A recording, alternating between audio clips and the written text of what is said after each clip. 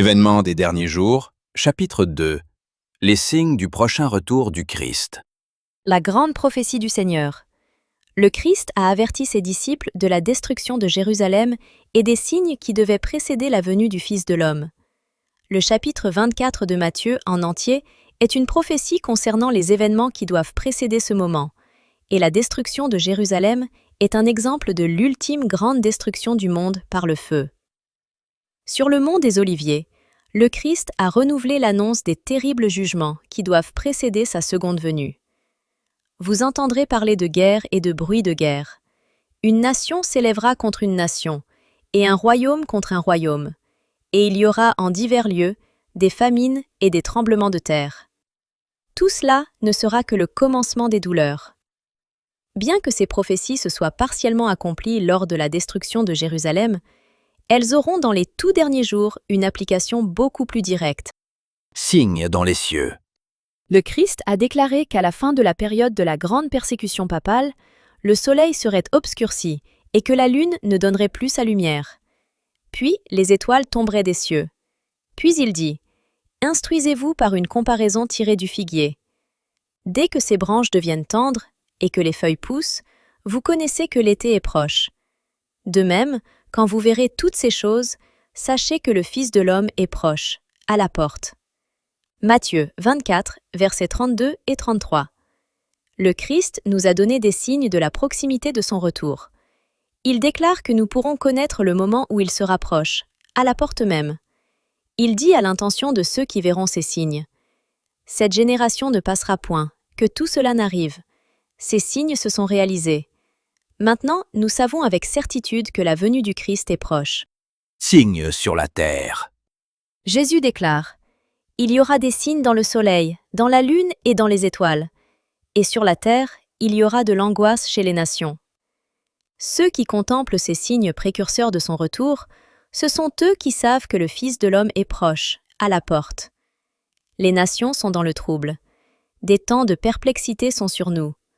Le cœur des hommes défaille de terreur devant les événements qui surviennent en ce monde terrestre. Mais ceux qui ont la foi en Dieu entendront sa voix dans la tempête. « C'est moi, n'ayez pas peur !» Étrange et remplie d'événements, l'histoire de notre monde est enregistrée dans les livres du ciel, cette histoire même dont il est dit qu'elle devait précéder de peu le grand jour du jugement de Dieu. Toutes les choses de ce monde sont instables. Les faux prophètes. Parmi les signes annonçant la destruction de Jérusalem, le Christ avait déclaré « Plusieurs faux prophètes s'élèveront, et ils séduiront beaucoup de gens. » De faux prophètes se sont élevés, trompant les gens et conduisant de nombreuses âmes dans un désert spirituel. Des magiciens et des sorcières, qui prétendaient détenir un pouvoir miraculeux, ont conduit de nombreuses personnes dans la solitude des montagnes. Mais cette prophétie a été prononcée également pour les derniers jours. Ce signe nous est proposé comme annonçant le second avènement de Jésus. Nous serons confrontés à de fausses doctrines, de faux prophètes s'élèveront, on avancera de faux rêves prophétiques, de fausses visions. Mais prêchez la parole, ne vous laissez pas détourner de la voix de Dieu dans sa parole. Il m'a été montré que de nombreuses personnes se réclameront d'un enseignement divin spécial et prétendront conduire les autres. S'appuyant sur de fausses conceptions relatives à nos devoirs, elles entreprendront un travail que Dieu ne leur a jamais confié. Il en résultera de la confusion. Que chacun recherche Dieu avec ardeur par lui-même, de sorte qu'il puisse comprendre sa volonté individuellement. Une expérience avec un faux prophète. Hier au soir, un jeune homme, inconnu de nous tous, mais se disant frère de Victoria en Australie, nous rendit visite et demanda à voir Sir White. Il était tard, et je ne voulus pas le rencontrer. Nous l'invitâmes cependant à rester avec nous durant la nuit et à prendre le déjeuner avec nous. Après notre culte habituel du matin, alors que nous nous apprêtions à vaquer à nos occupations diverses, ce jeune homme se leva et, d'un geste impérieux, exigea que nous restions assis. Il dit « Avez-vous des recueils de cantiques ? Nous allons chanter un cantique, après quoi je vous adresserai un message. » Je répondis « Si vous avez un message, donnez-le sans tarder, car nous ne devons pas manquer le courrier, et nous n'avons pas une minute à perdre. » Il se mit alors à lire quelque chose qu'il avait écrit, où il déclarait, entre autres choses, que le jugement des vivants avait commencé. J'écoutais son discours et lui déclarai finalement : « Mon frère, vous n'avez pas tous vos esprits. Dites-nous clairement en quoi votre message nous concerne, s'il vous plaît. Dites-le nous directement. Votre cerveau est surmené, vous vous y prenez mal. La plupart des choses que vous avez dites sont en accord avec la Bible, et nous en croyons chaque mot. Mais vous êtes surexcité. Dites-nous ce que vous avez reçu pour nous. » Alors, il nous dit que nous devions faire nos valises et partir sur le champ à Battle Creek. Je lui demandai pourquoi, et il répondit : « Pour aller y délivrer ce message. Le jugement des vivants a commencé. » Je lui répondis : « L'œuvre que le Seigneur nous a confiée n'est pas terminée. Lorsque notre travail sera achevé ici, nous sommes certains que le Seigneur nous fera savoir que le moment est venu pour nous de déménager à Battle Creek, au lieu de vous enseigner quel est notre devoir. » Je laissai à Frère Star le soin de continuer la conversation avec lui, tandis que je continuais à écrire. Il dit à Frère Star que lorsque Sir White lui parla si gentiment, et cependant avec une telle autorité, il commença à prendre conscience de son erreur, et que les impressions qu'il avait si profondément émues n'étaient ni cohérentes, ni raisonnables. Malgré notre grande famille, composée de 10 membres et de 3 visiteurs, nous décidâmes de demander à ce garçon de séjourner avec nous pendant quelque temps.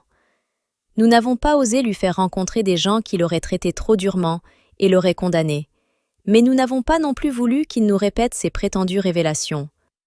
Nous le garderons pendant quelque temps afin de mieux le connaître et, si possible, de le conduire sur des chemins sûrs. La gloutonnerie et l'intempérance. La gloutonnerie et l'intempérance sont à la base de la grande dépravation morale de notre monde.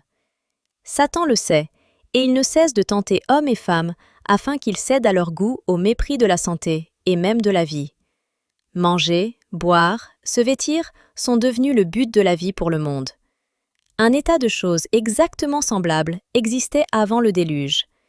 Et cet état de dissipation est l'une des preuves caractéristiques de la fin prochaine de l'histoire de ce monde. Le tableau que nous propose l'Écriture inspirée du monde antédiluvien ne représente qu'avec trop de vérité la condition vers laquelle la société moderne se hâte.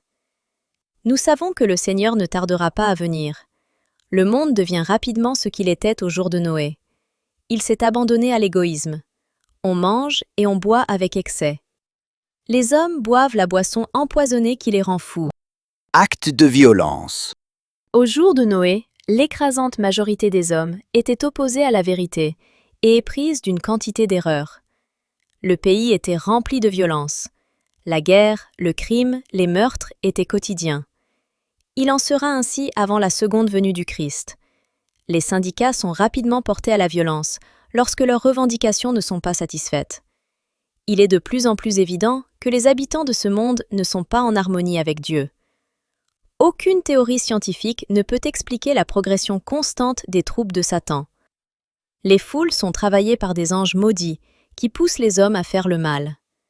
La perversité et la cruauté des hommes atteindra un tel degré que Dieu se révélera dans sa majesté.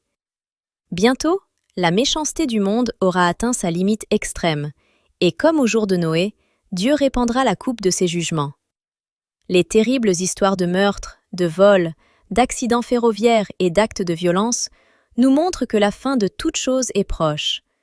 C'est en ce moment précis que nous avons besoin de nous préparer au retour du Seigneur. Guerre et catastrophe.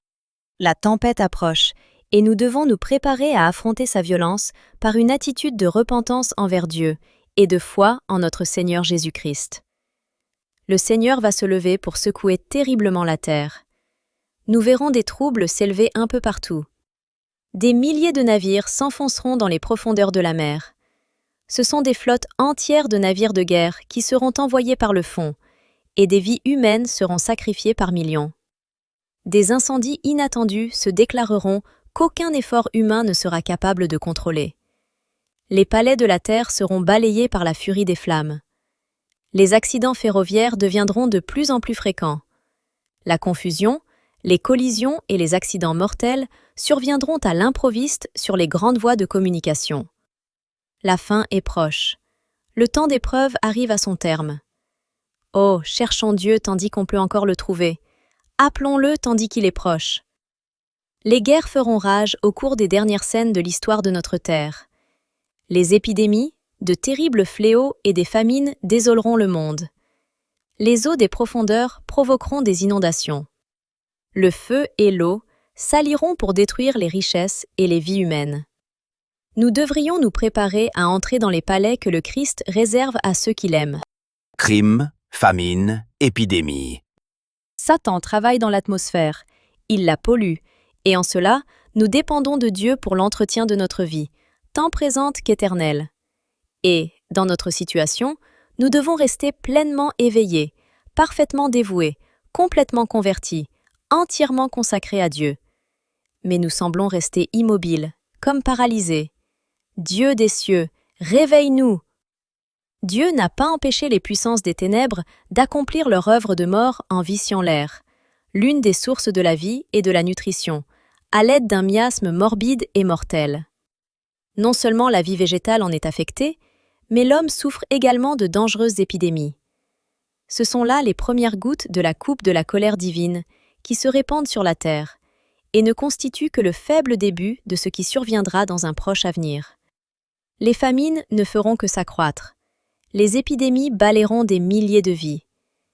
Nous sommes environnés de dangers, du fait des puissances qui nous entourent, comme des actions sataniques intérieures. Mais le pouvoir protecteur de Dieu s'exerce actuellement. Il m'a été montré que l'Esprit du Seigneur se retire de la terre. La puissance protectrice de Dieu sera bientôt refusée à tous ceux qui continuent de mépriser ses commandements. Nous sommes quotidiennement informés de transactions frauduleuses, de meurtres et de crimes de toutes sortes. L'iniquité devient chose si ordinaire qu'elle ne choque plus autant que jadis les esprits d'aujourd'hui. Le dessein de Dieu. Quelle est la signification des terribles calamités maritimes dans lesquelles des vaisseaux sont engloutis pour l'éternité sans aucun avertissement? Quelle est la signification des accidents terrestres, des incendies consumant les richesses que des hommes ont accumulées, pour la plupart en opprimant les pauvres? Le Seigneur n'intervient pas pour protéger les biens de ceux qui transgressent sa loi, rompent son alliance, foulent aux pieds son sabbat, acceptant à la place un jour de repos erroné. Les plaies de Dieu s'abattent déjà sur le monde, balayant les plus brillantes constructions comme par un souffle enflammé des cieux. Ces jugements n'amèneront-ils pas les soi-disant chrétiens à réfléchir? Dieu les permet afin que le monde prenne garde et que les pécheurs soient effrayés et tremblent devant lui. Dieu a en vue un certain plan en permettant ces calamités. C'est l'un des moyens auxquels il a recours pour ramener à la raison hommes et femmes. Par un travail inhabituel effectué dans la nature, Dieu mettra en évidence devant les puissances humaines sceptiques ce qu'il exprime clairement dans sa parole. Comme il est fréquent d'entendre parler de séismes, de tornades et de dévastations causées par le feu et les inondations, avec de grandes pertes de vies humaines et de richesses.